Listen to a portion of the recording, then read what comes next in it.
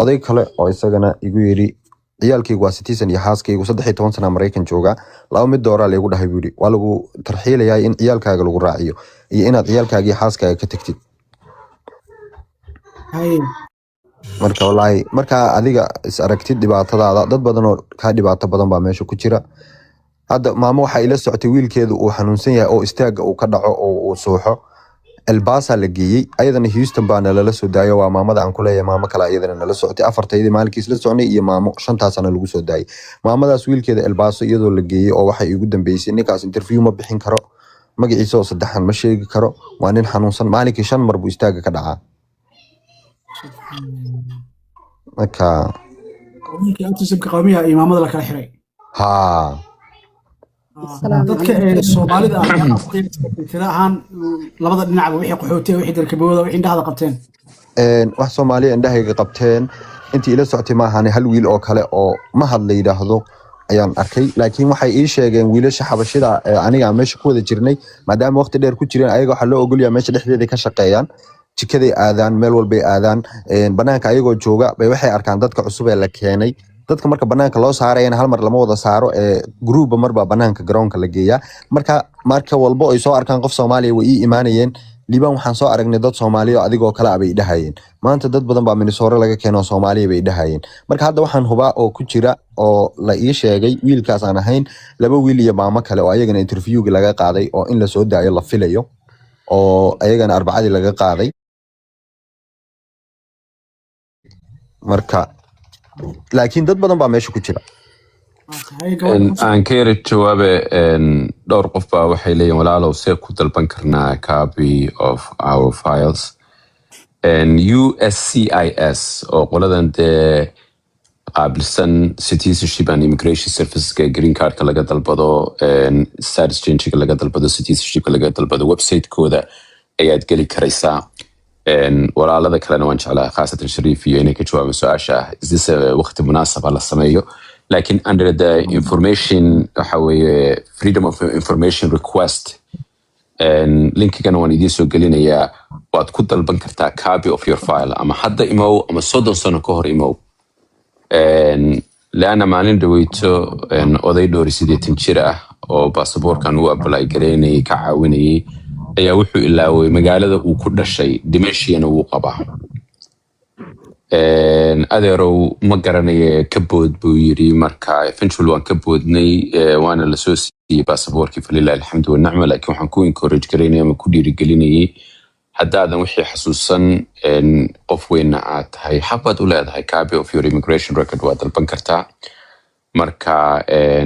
waa common waa normal waana legal walaal Shariifna waan jeclaan lahay inuu arinta yare elaborate gareeyo haduu rabo in dib ku jirteen hadda la apply gareeyay in kale gabdhaha rabay su'aal weydiin ayagana war su'aalan qaba khiyaar shaqaan gal rabaa hal mar gabadha ka soo riisayso dadkooda shaqada ay ku soo arka horta waa dhamaystirto waxa baan mataqaanaa ku dari karo oo badan ma jiro insha Allah taala wax xaq aad u leedahay inaad information kaaga dalbato system kaad u maraysana link baan soo gelin buu arkay linkigaana ka faa'iideysa qof yaqaan ah idin buuxiyo combat samaysanaysa username iyo password leh then within 21 days markay ugu badato macluumaadkaaga dhan oo PDF waagi hore CD baa lagu soo dejiyo PDF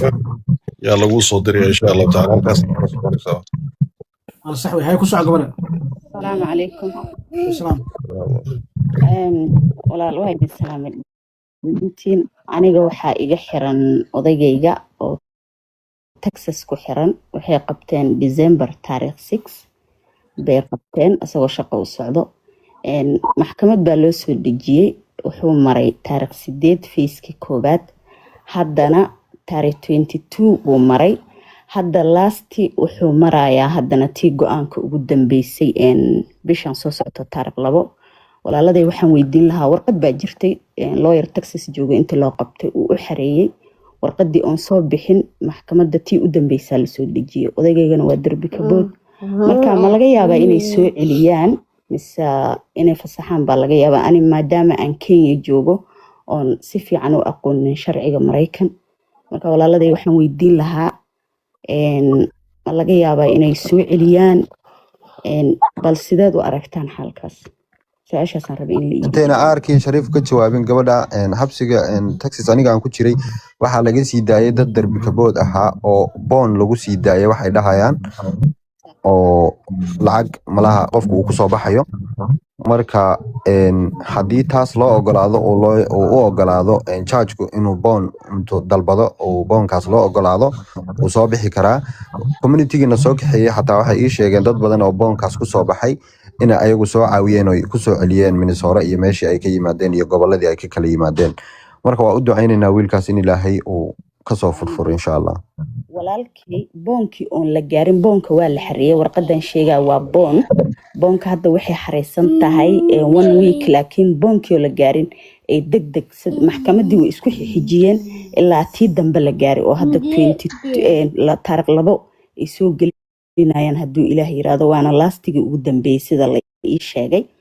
marka boonkii oo la gaarinayba soo dedejiyeenba maxkamadiisa marka taas anigana walaac badan igu abuurtay maadaama la yiri meeshan cunsuriyaala u badan insha Allah waan u ducaynaynaa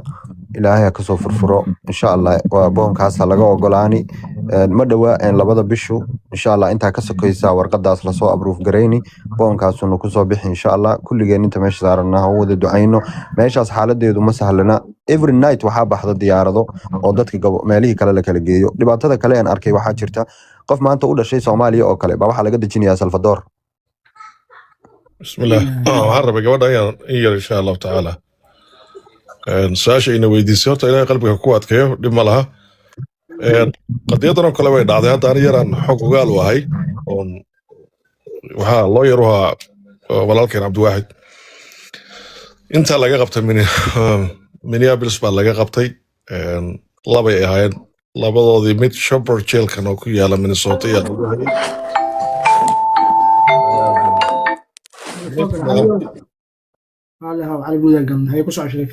midna waxaa loo qaaday Louisiana marka labadoodii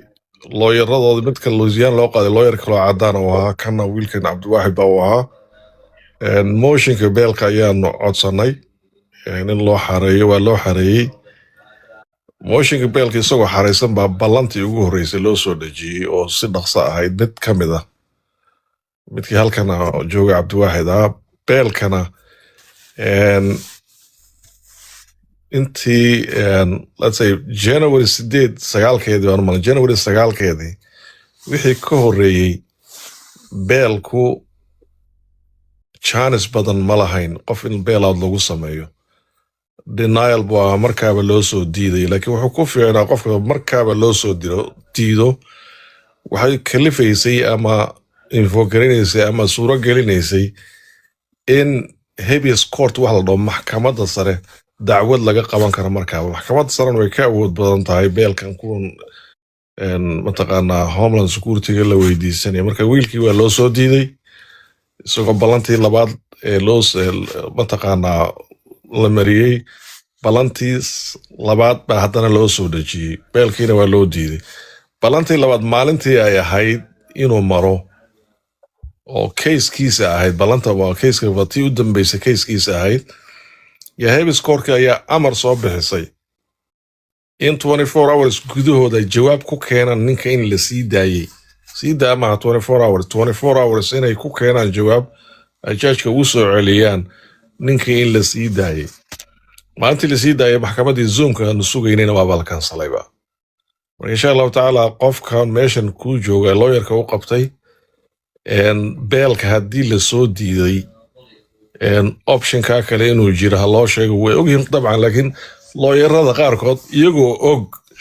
shaqay u baahan tahay waxaan legalkan processing ama sequence-gu u socdo tallaabooyin bay u baahan tahay in la qaado looyarada qaarkood iyagoo garanaya caajis iyo warwareejinaya clientigoo ku badan ayay ka luga cagjiidaan marka qof daba taagnaada ayaa loo baahan yahay insha Allah taala waxaan rajaynaynaa in habeas court haddii loo dalbo beelka haddii loo soo diido lagu soo daayo insha Allah taala saasaan ku soo gabagabeynaya Shariifow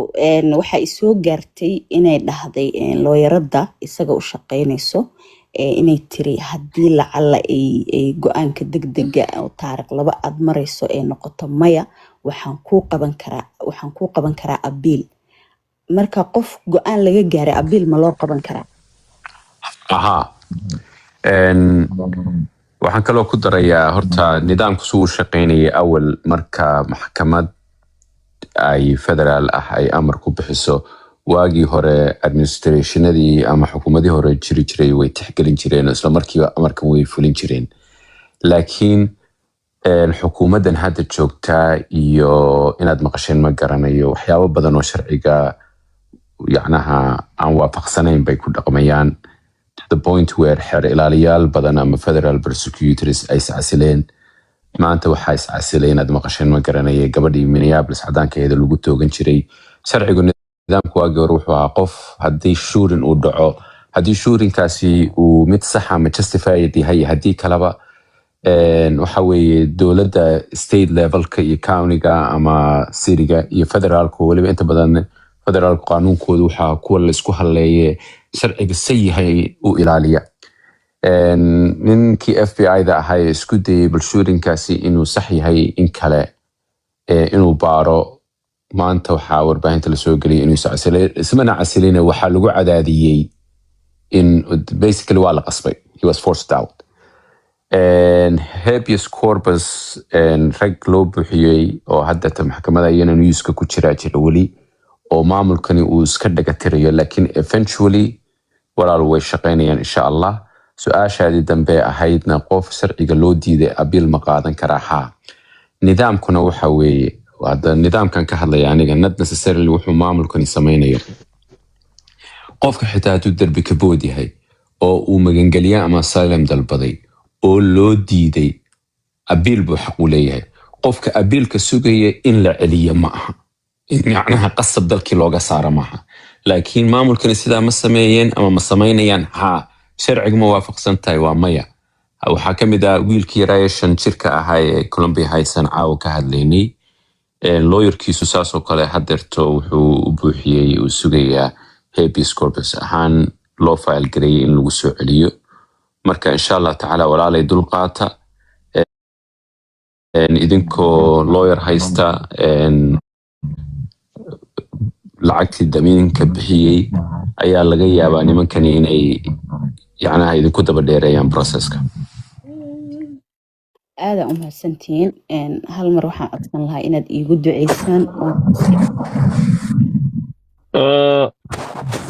ma hadli karaa khiyaarta عبد الوكادي وحير قف دعينا هالمر وكادي ولا ليالو بال 768 قف سارن بليس ما مداس